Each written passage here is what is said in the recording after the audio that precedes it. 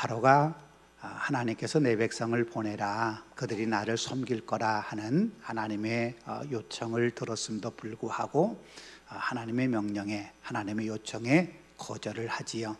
그 거절한 대가로 우리가 지난 2주 동안 살펴본 것처럼 큰 재앙을 겪게 돼요. 첫 번째 재앙은 나일 강물이 피로 변하게 되었다고 하는 것이었고요. 두 번째 재앙은 나일강에서 개구리가 올라와 개구리가 온 집에 또 온 땅에 가득하게 되었다, 이렇게 이야기를 했어요. 이 나일강 물이 변했다고 하는 건 나일강, 애굽의 젖줄, 애굽의 근간을 이루고 있는 이 나일강을 지키고 있는 신, 아피, 이시스, 코놈이라고 하는 그 신들에 대한 하나님의 심판, 너희를 풍요하게 하는 것은 그들 신이 아니라 하는 것을 하나님께서 보여주신 심판이다, 이렇게 이야기할 수 있고요. 두 번째, 개구리가 그들을 괴롭히고 개구리가 썩어 악취가 나게 된 것은 그들에게 풍요를 안겨다 준다고 생각하는 헤케트라고 하는 그들이 섬기는 개구리 형상의 신에 대한, 풍요의 신에 대한 하나님의 심판이었어요. 이 두 재앙은 요술사들도 그대로 따라 했지요. 그런데 문제는 그들이 문제를 해결하는 쪽으로 따라한 것이 아니라 오히려 문제를 더 악화시키는 쪽으로 따라했다고 하는 거지요. 이 두 재앙 이후에 바로가 이스라엘 백성을 보내주지 않았어요. 첫 번째 재앙 때에는 보내주겠다는 말도 하지 않고 바로의 마음이 완악해졌다, 그렇게 말하고요. 개구리 재앙 때에는 보내주겠다, 그렇게 모세에게 약속을 했음에도 불구하고 숨 쉴만 하니까 그 약속을 뒤집어서 이스라엘 백성을 보내겠다는 약속을 거절해버리고 결국 백성을 보내지 않게 돼요. 오늘 우리가 읽은 이 말씀은 세 번째 재앙이에요. 세 번째 재앙은 땅의 티끌을 이로 변하게 만든 거예요. 아론이 자기 지팡이로 땅을 치니까 땅에 온 티끌들이 다 이로 변했다. 근데 오늘 우리가 읽은 세 번째 재앙의 말씀은 짧은 말씀이지요. 4구절밖에 되지 않은 짧은 말씀인데 오늘 본문의 말씀에서는 이전에 있었던 것과 조금 다르게 기록되고 있는 걸 보게 돼요. 첫 번째는 바로 왕에게 내 백성을 보내라 하는 하나님의 명령을 전달했다는 이야기도 없고, 또 내 백성을 보내지 않으면 재앙을 내리겠다 하는 재앙 예고에 대한 이야기도 없어요. 그리고 마지막에는 그 재앙이 언제 끝났는지 하는 것에 대한 이야기도 기록되고 있지 않아요. 재앙이 내려졌다고 하는 것, 그것만 중점적으로 기록하고 있는 거예요. 여기서 우리가 한 가지 생각해 볼 것은 뭐냐면 10가지 재앙이 나오는 10가지 재앙을 문학적 구조로 이렇게 우리가 분석을 해보면 이렇게 세 부류로 나눌 수 있어요. 첫 번째, 네 번째, 일곱 번째 재앙은 그 재앙이 아침 일찍이 바로에게 가라 하는 하나님의 말씀을 듣고 바로를 찾아가서 재앙이 시작된다는 이야기가 기록되어 있어요. 아침 일찍 바로를 만나러 가라.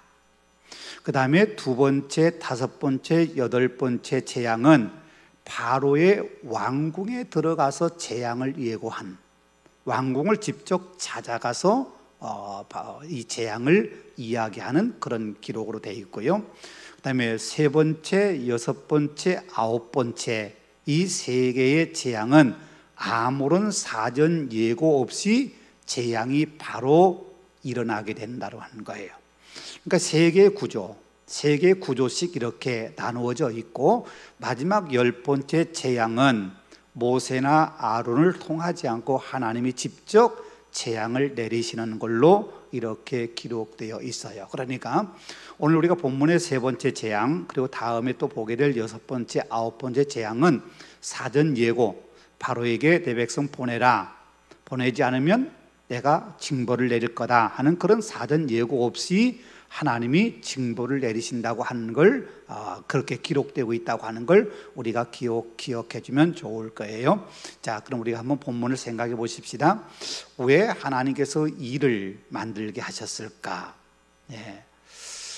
우리가 일을 만들었다고 하는 것을 생각하면서 여기에 이가 된 것이 바로 땅에 있는 티끌이라고 이야기하고 있어요. 이 티끌이라고 하는 말은 이 바르라고 하는 말인데, 이 말은 성경에서 오늘 본문과 그다음에 시편에 5번밖에 기록되고 있지 않아요. 이러한 이야기들이 먼지, 재, 가루 이렇게 번역이 될 수 있는 그런 이야기들이에요. 그러니까 이 티끌이라고 하는 건 아주 작은 거, 쓸모없는 거. 티끌이라는 말은 많이 나옵니다. 죄송합니다.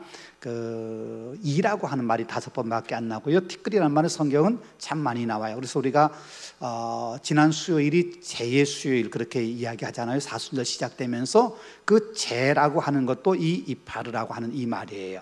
그러니까 나는 재를 뒤집어 쓴다고 하는 건 나는 아무 쓸모없는 존재, 하나님 앞에 죄를 짓는 죄된 존재라고 하는 걸 고백하면서 재를 뒤집어 쓴다, 티끌을 뒤집어 쓴다. 그럴 때 이 티끌, 이파르라고 하는 단어를 써요. 작고 쓸모없는 것, 그 작고 쓸모없는 그것이 하나님의 재앙의 도구가 되어서 온 애굽의 전역을 괴롭히는 것이 될 수 있어요. 땅의 티끌이라고 이야기하는 이유 가운데 하나는 그 땅의 티끌은 우리 인간이 셀 수 없이 엄청나게 많은 존재라는 거예요. 그러니까 여러분 우리 어렸을 때에도 이 잡는 거 여러분 해보셨지요? 예, 골마리 까고 이 잡고 머리에 이가 많으니까 참빗이라고 하는 걸로 이렇게 해서 머리에 있는 이 떨어내고 뭐 그랬잖아요.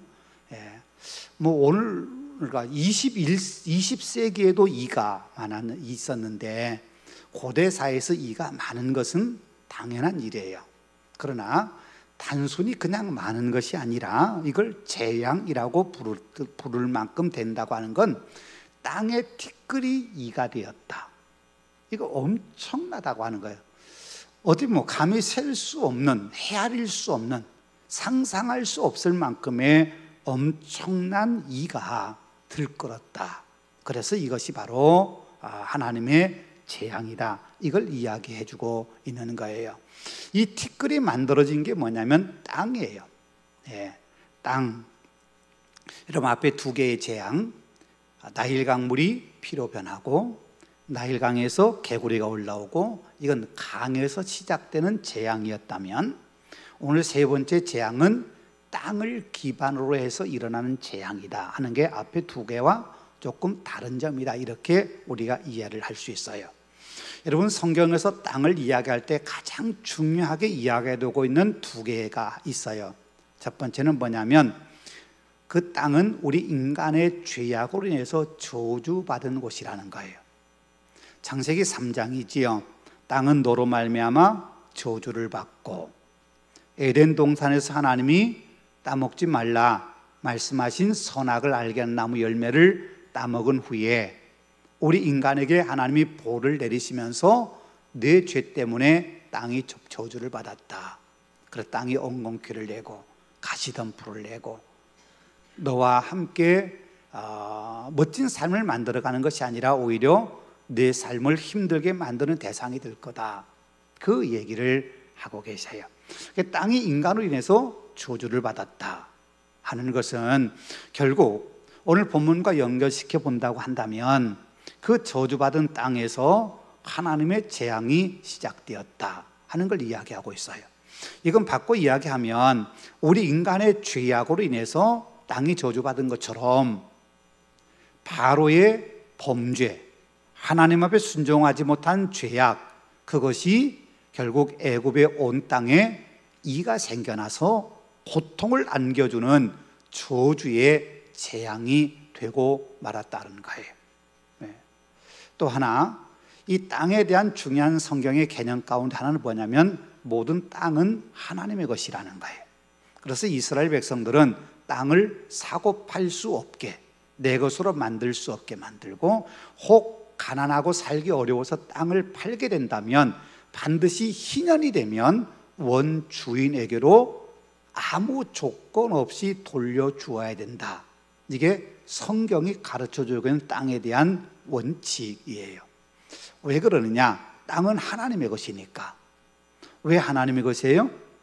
지으신 분이 하나님이시니까. 모든 걸 지으신 분이 하나님이시니까 이건 하나님의 주권을 인정해라. 그걸 우리에게 가르쳐주고 있는 거예요. 자, 그렇다면 오늘 본문과 이 말씀을 연결시켜 본다면 이 땅의 주권은 하나님께 있어요. 하나님께 있기 때문에 하나님의 말씀, 하나님의 명령에 따라 땅이 움직일 수밖에 없는 거고, 또 하나 중요한 것은 애굽 사람들은 이 땅을 다스리는, 땅을 지배하는 신이 있다고 생각을 했어요. 네. 또 이게 그림이 빠졌네요.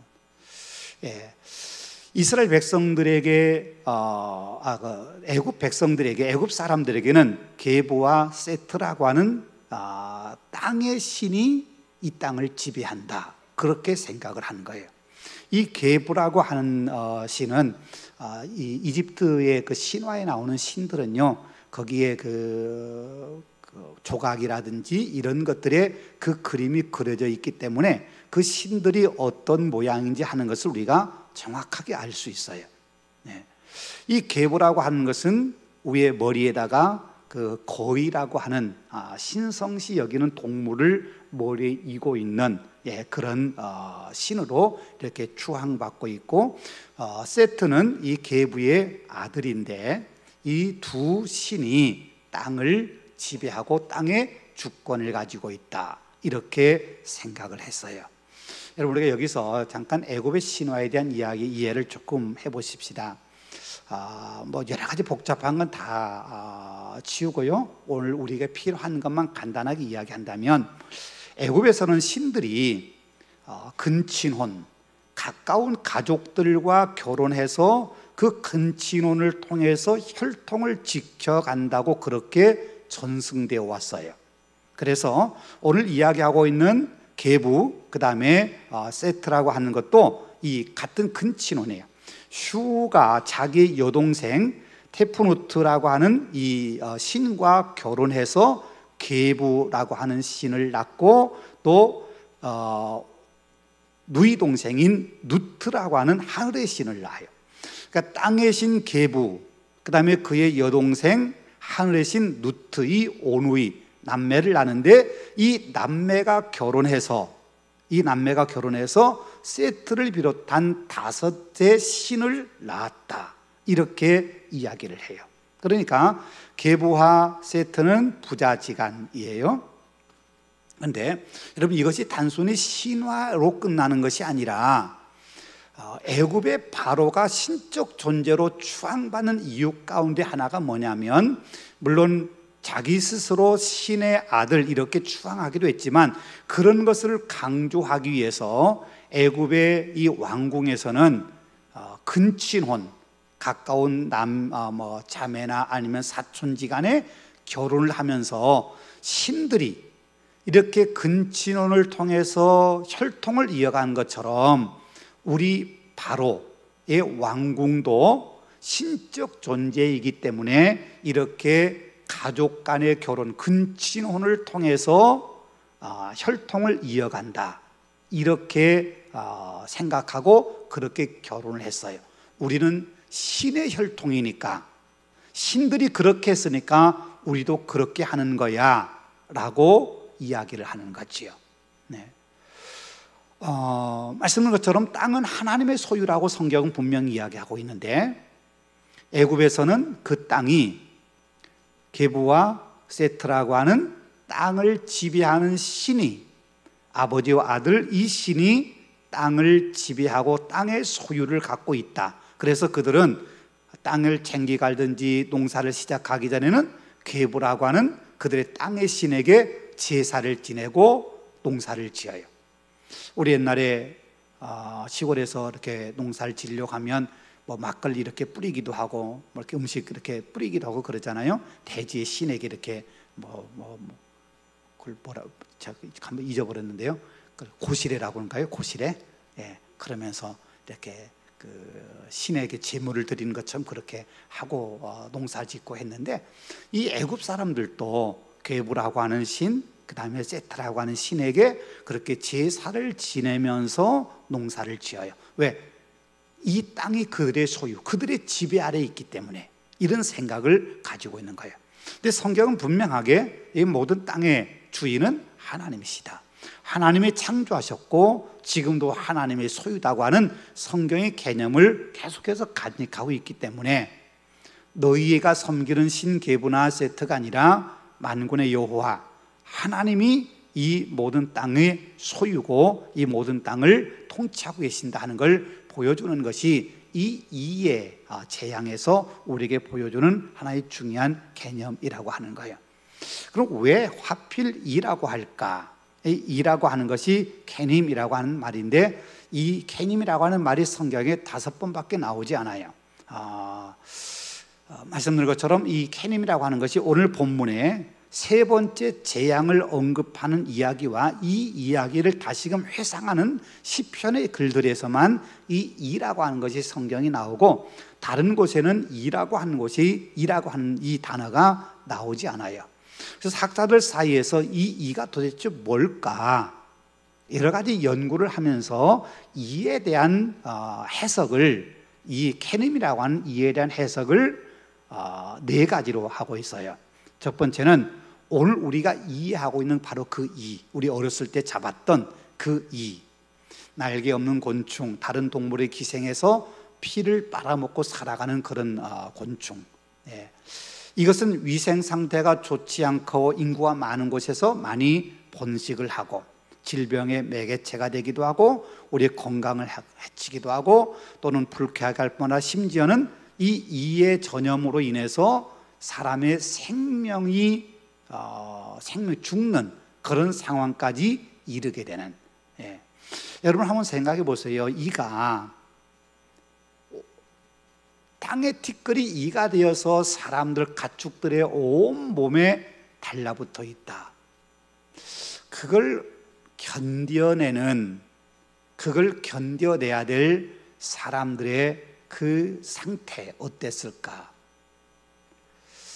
아마도 개구리가 온 침실에 부엌에 떡반죽 그릇에 막 가득 채워지는 그것보다도 훨씬 더 고통스럽지 않았을까? 네. 아마 그렇게 생각이 들어요. 두 번째, 이 캐님이라고 하는 단어가 뜻하는 바가 진드기일 거다 이렇게 추론하는 분들도 있어요. 진드기는 거미과에 속한다고 그래요. 사람이나 가축의 피를 빨아먹고 또 전염병을 옮기기도 하고 하는 것에는 이하고 거의 좀 비슷하고요. 또 하나는 각닭이라고 하는 것인데 모기과에 속한 것으로 사람과 동물의 피를 빨아먹고 살아가는데, 이것이 나일강에 특별히 많이 이렇게 서식하고 있다고 그래요.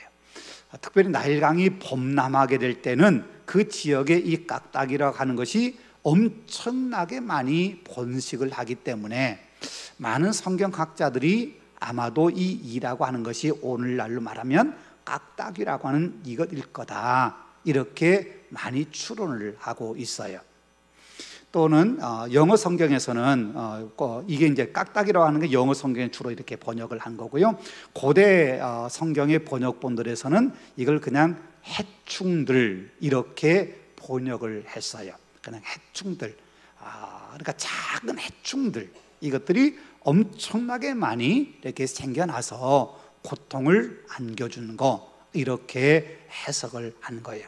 자, 어떤 것이든지 간에 정확하게 고대 사회의 환경과 오늘 우리 사회의 환경이 같지 않기 때문에 오늘 우리 사회의 환경 속에서 뭐라 이렇게 정확하게 우리가 추론해 볼 수는 없다 할지라도 분명한 것은 이 이라고 하는 캐님이라고 하는 이것이 사람들과 가축에게 땅의 티끌들이 다 이걸로 변해서 사람과 가축에게 들러붙어 가지고 사람들을 못 살게 구는, 견딜 수 없는 그 힘든 상황을 만들어내게 됐다고 하는 거예요. 견딜 수 없을 만큼 고통스러운 그런 것이라는 거지요. 자, 이로 인해서 고통이 컸어요. 오늘 본문 17절 그렇게 말씀하지요. 애굽 온 땅의 티끌이 다 이가 되어 사람과 가축에게 오르니.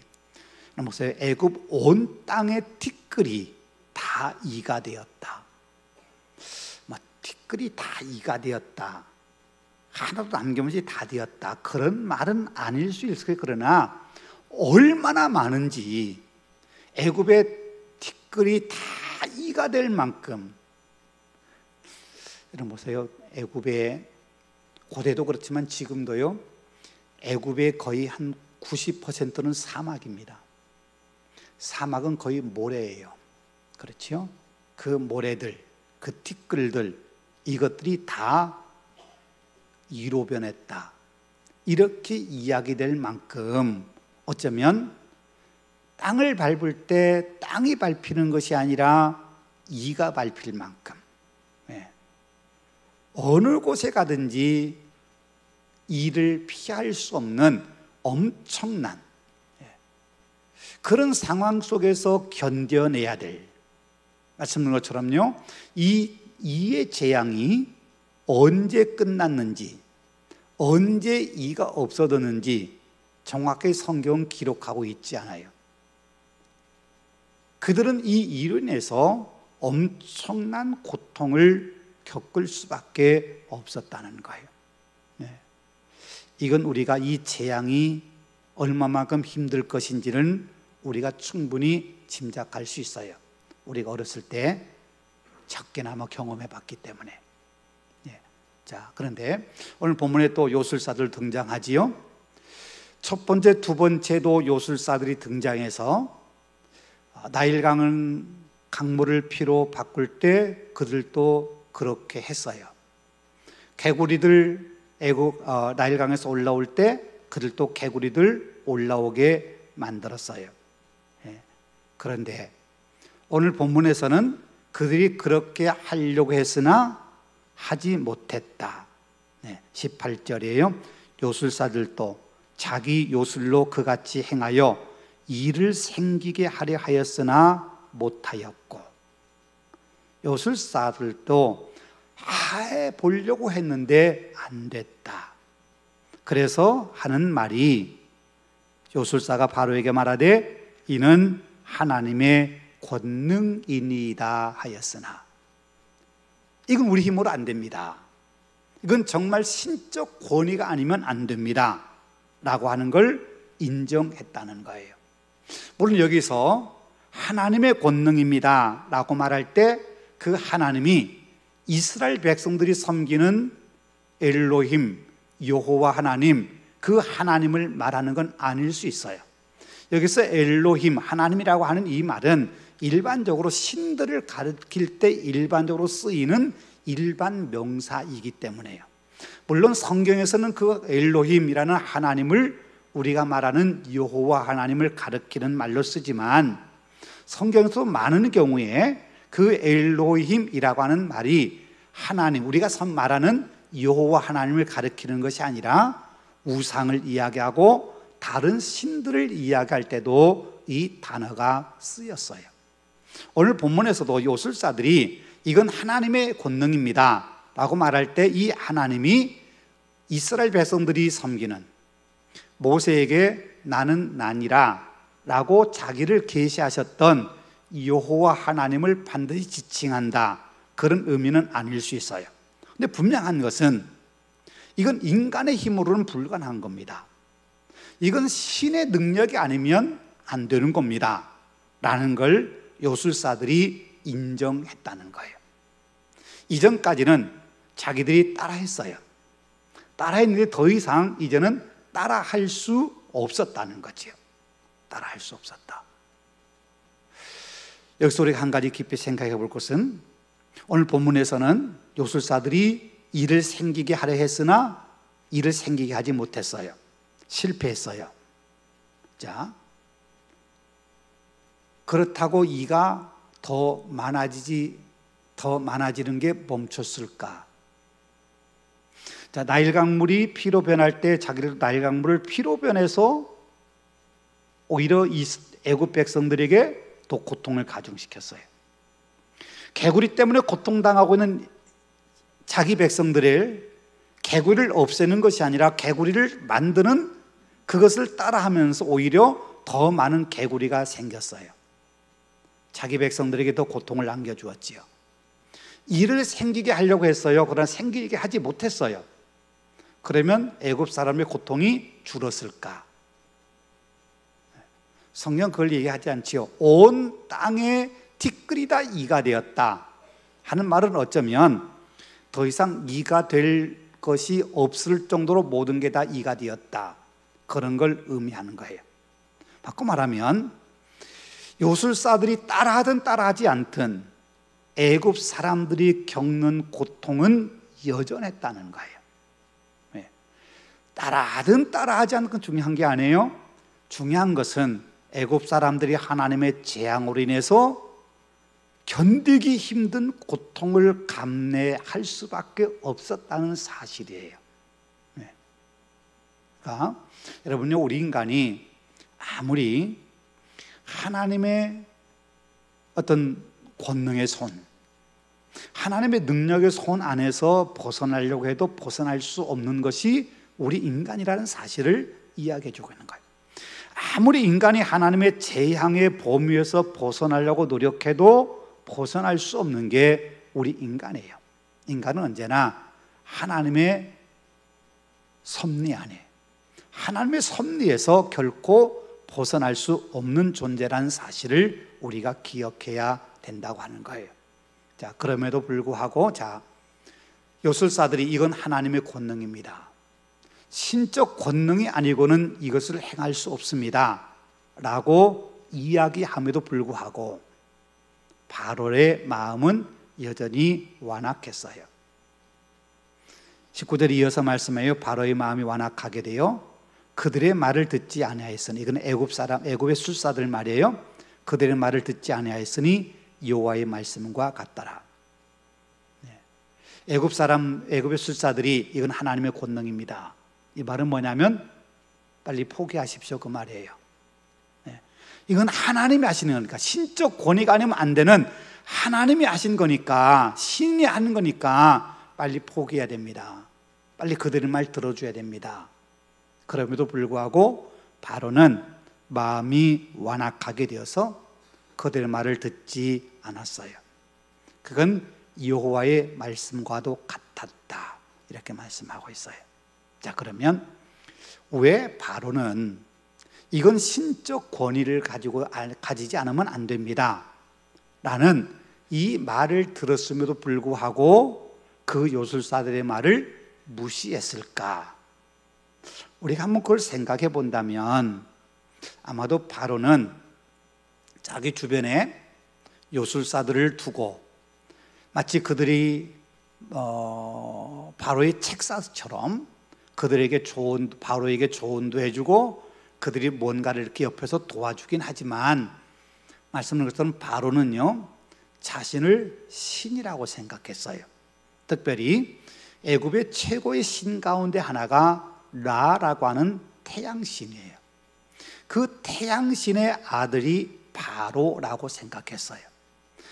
태양신인 라가 이 애굽, 당신의 나라, 자신의 나라를 통치하기 위해서 보내준 사람이 바로라고 하는 왕이다, 이렇게 생각했어요. 그래서 바로는 태양신의 아들 라의 아들이며 동시에 태양신에게 애굽 사람들이 제사를 드릴 때 자신을 통해서 제사를 드리는 라라고 하는 태양신의 제사장, 최고의 제사장이 자신이라고 생각한 거예요. 우리로 말하면 태양신 라와 애굽 백성들 사이의 중보자, 중간자, 이게 바로 왕이라고 생각했어요. 그러니까 바로 왕은 자기 스스로 나도 신이야 라고 생각하고 있는 거예요.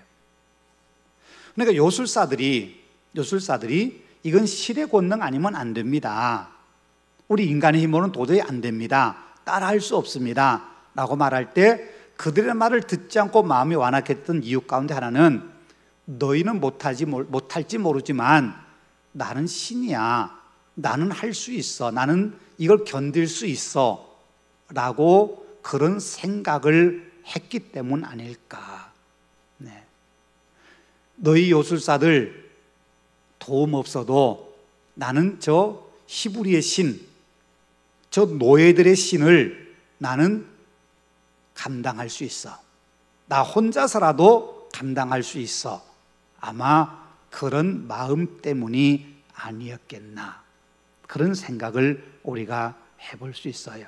근데 성경은 그걸 이렇게 설명하고 있어요. 여호와의 말씀과 같더라. 여호와의 말씀과 같더라. 이 말은 앞에서 계속 같은 이야기 나오고 계속해서 모세와 아론에게도 내가 너희를 보내고 너희가 가서 바로에게 내 말을 전하지만 바로가 너희 말 금방 들어주지 않아. 그 말씀을 계속해 주셨어요. 그 말씀대로 되었다는 거예요. 여러분, 이 말씀을 바꿔 이야기한다면 바로도 결국 하나님의 주권 아래, 섭리 아래 있는 인간의 존재에 불과하다라는 걸 이야기해 주고 있어요. 그러니까 앞에서 우리가 이해한 대로 이야기한다면 애굽의 요술사들이 이건 신의 권능입니다. 신이 아니면 할 수 없는 일입니다.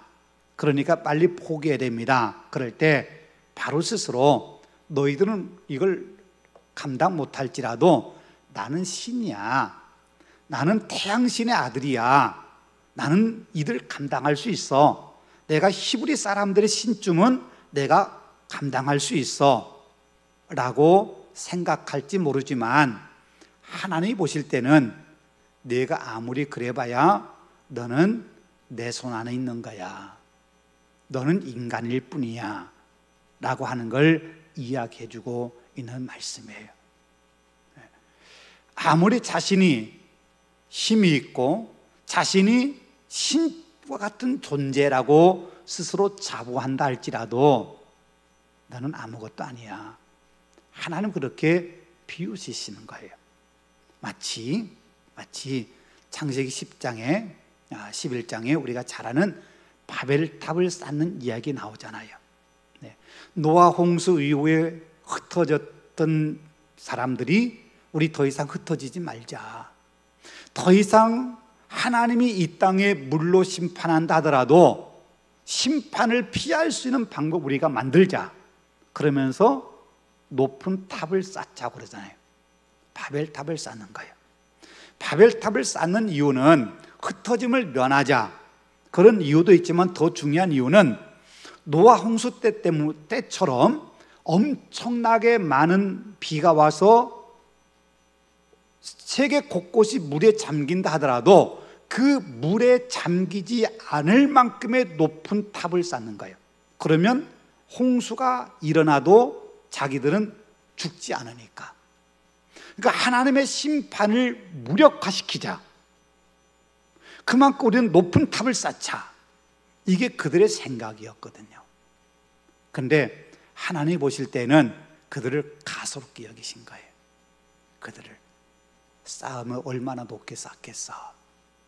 그게 하나님의 마음이었어요.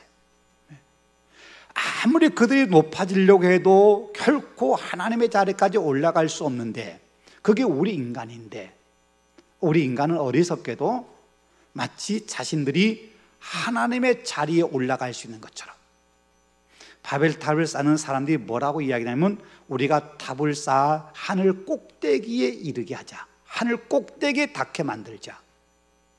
그 하늘 꼭대기가 하나님이 계신 곳이라고 생각한 거예요. 그러니까 우리가 바벨탑을 쌓아서 하나님과 같은 자리에까지 올라가자. 그게 우리 인간의 어리석음이죠.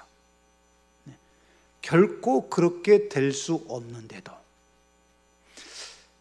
강대국 애굽, 그리고 그 애굽을 통치하는 바로, 제가 자주 말씀드리냐면 고대 사회에서는요, 그 부족, 그 나라가 섬기는 신의 그 힘은 그 나라의 강함과 같다고 생각했어요. 그러니까 나라가 강대하면 그 강대한 나라가 섬기는 신은 위대한 신, 힘 있는 신이 되는 거고, 전쟁에서 패하고 나라가 망하면 그 부족, 그 나라를 지키는 신은 힘이 없는 신, 망하여져 가는 신, 이렇게 생각했어요. 그러니까 부족, 나라와 신의 어떤 그 위치가 같다고 생각을 했어요. 그러니까 애굽은 당대의 최고의 강대국이거든요. 최고 강대국의 바로, 그리고 우리가 섬기는 신, 그러면요 어느 누구도 넘볼 수 없는 최고의 신이라고 생각한 거예요. 그런데 하나님 보실 때는 너희가 아무리 최고의 신이라고 우겨도, 그렇게 생각한다 하더라도 너희가 섬기는 신 아무것도 아니야 라고 하는 걸 하나님은 계속해서 강조하고 계신 거예요. 바로 내가 아무리 신과 같은 존재라고 우겨도 너는 내 손에 있어 라는 거지요. 마지막 결론이에요. 하나님은 온 세상을 통치하신 분이에요. 나일강, 거기에서 하나님이 재앙을 내리셨지요. 땅, 거기에서 티끌을 이로 만들어 재앙을 만드셨어요. 하늘과 땅 모든 것이 다 하나님의 주권 아래에 있는, 하나님이 창조하셨기에 하나님의 것이다 라는 걸 하나님이 재앙을 통해서 계속해서 가르치세요. 나중에도요, 마지막 9번째, 10번째 재앙 내리기 바로 전에 온 땅에 어둠이 착 임하잖아요. 태양을 가려버리시잖아요. 하늘을 창조하신 하나님이 태양까지 가르시는 거예요. 이 땅의 모든 거 다 하나님이 지배하시는 진정한 창조주는 여호와 하나님 한 분뿐이다. 이스라엘, 히브리 민족이 섬기는 하나님, 비록 그들이 지금은 노예 생활하고 있고 그들이 지금은 애굽 땅에서 가장 약한 존재이지만, 그 약한 존재인 히브리 사람들을 부르신 하나님, 그들을 만드신 하나님, 그 하나님만이 참된 신이다 하는 걸 재앙을 통해서 계속해서 가르쳐 주고 계세요. 그다음에 또 하나는 인간의 어리석음, 인간의 완고함은 결국 우리 스스로에게 고통만 가중시킬 뿐이라는 사실을 우리가 기억하라는 거예요. 말씀한 것처럼 바로 왕은 당대 어느 누구도 넘볼 수 없는 최고의 권력자예요.